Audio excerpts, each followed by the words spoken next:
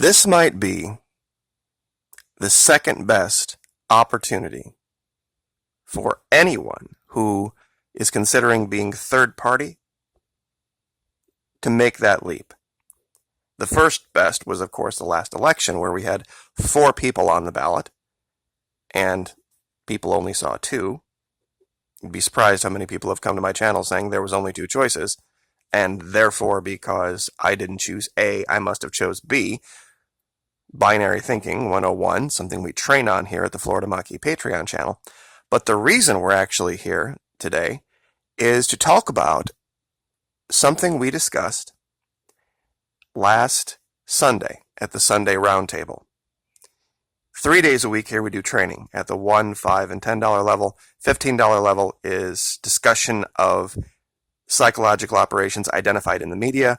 $20 level McKee Masters Monday is discussion of my personal Florida Maki psychological operations being run.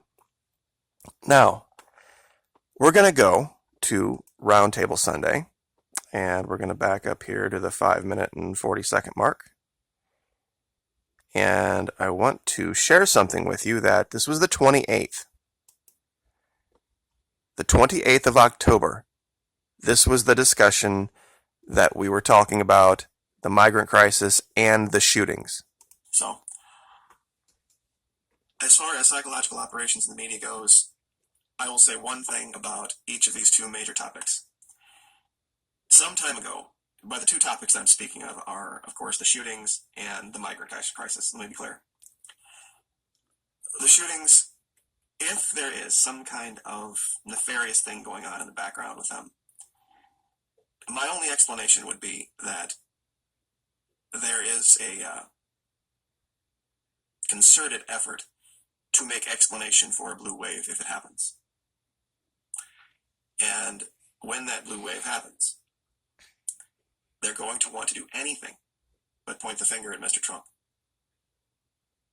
So with 2 events like these shootings, you will give at least the right-wing media the out to say, well, you know, we were on set to have a giant red wave, but then we had these 2 attacks right before Election Day, and they were both people that supported Trump, and that's what got us off track, when it was never the case.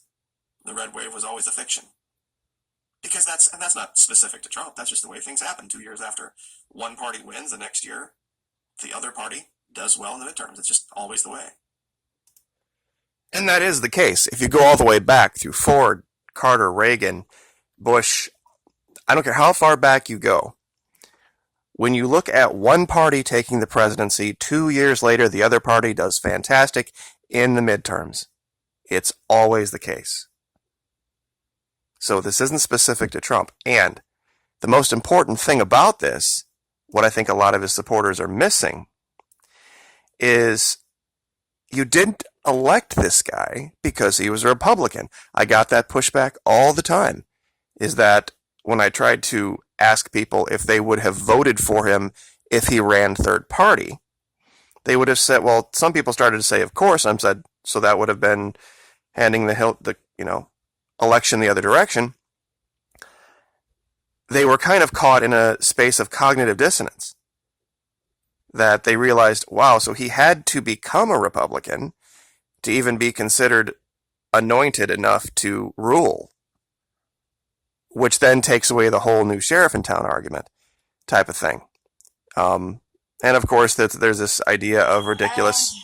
Listen. In one way, it's a beautiful thing. And I will tell you, we have gotten tremendous numbers of Republicans are going out to vote.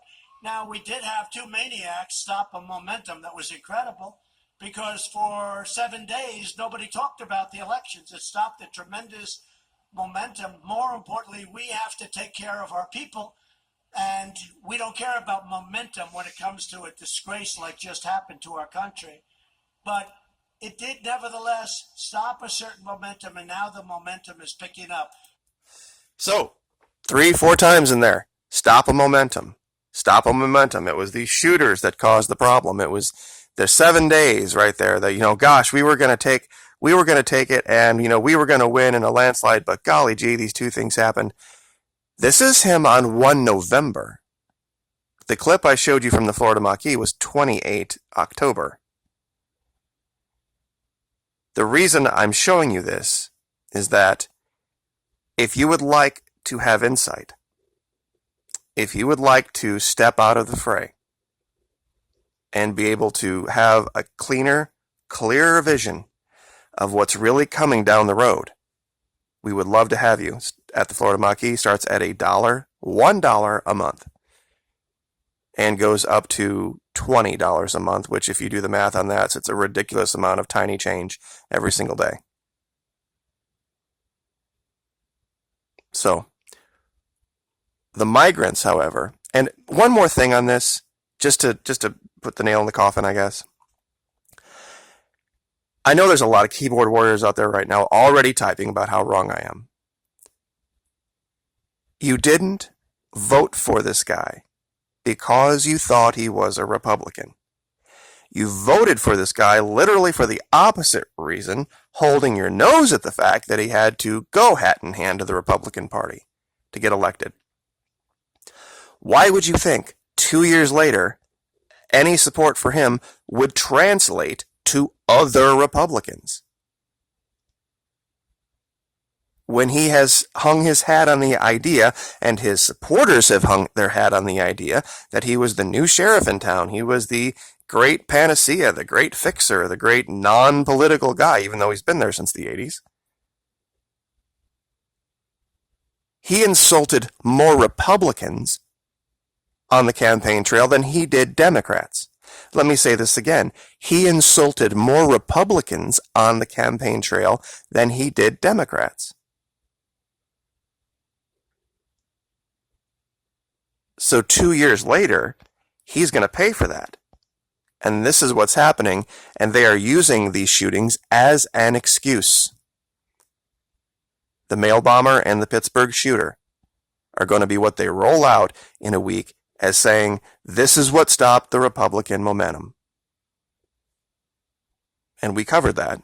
Florida Maquis Patreon channel. Now, apparently, these migrants didn't get the message. Didn't get the message that, you see, they're suing for due process in this country. That the Fifth Amendment says that no person shall be deprived of life, liberty, or property without due process of law. Well, clearly they were not listening a year ago when it was clearly established that due process is something that comes second. The government acts however it wants to act, does whatever it wants to do first, and then due process is just something that comes along later. And strangely enough, as if things couldn't get any stranger, the National Review, an ultra right-wing apologist website, actually did a little bit of reporting by accident.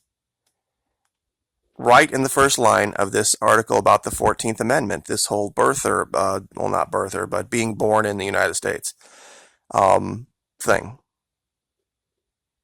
Quote, all of a sudden, and I'm quoting the National Review here, not the president, all of a sudden, we're all originalists and believers in the sagacity and inviolate handiwork of long ago white males. You see, this is what the left is doing now.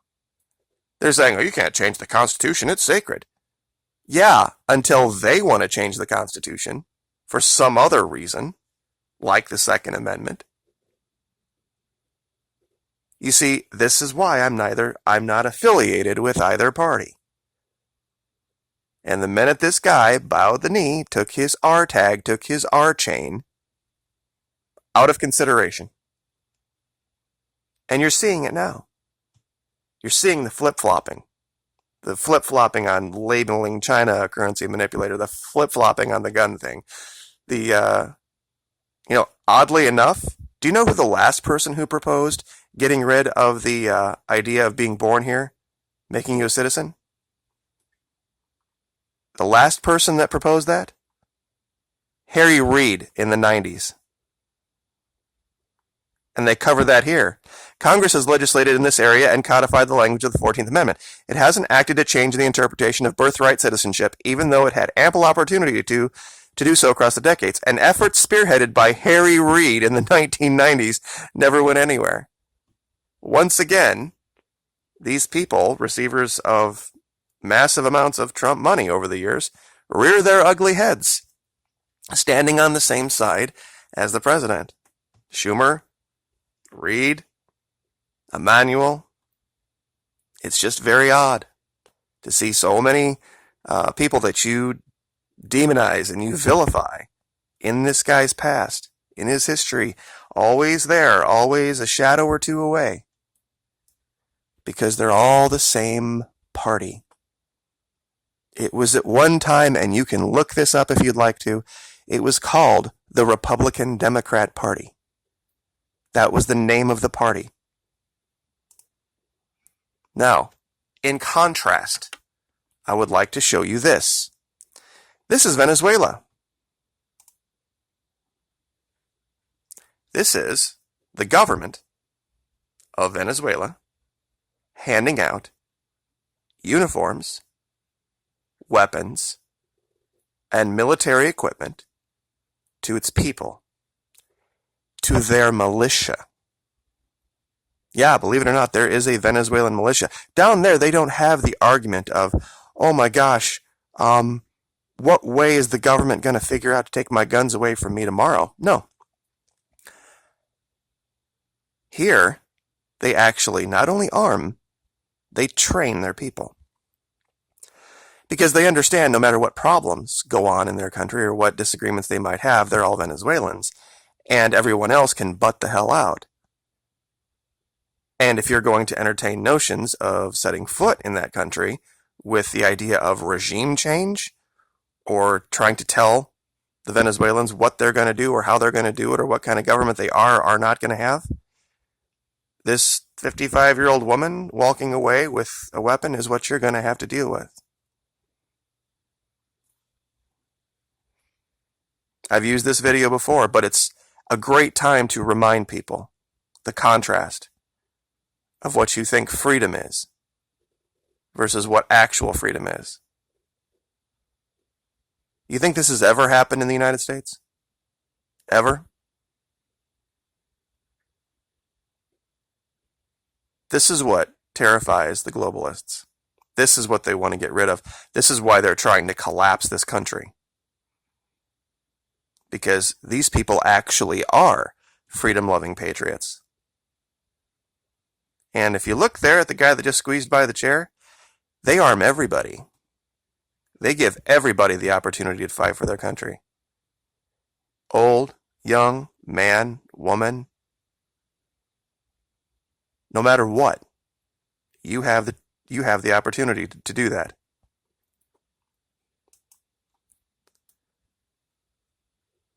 We're going to be doing our drawing as well today. We've given away 6 $50 prizes. Today will be the 7th.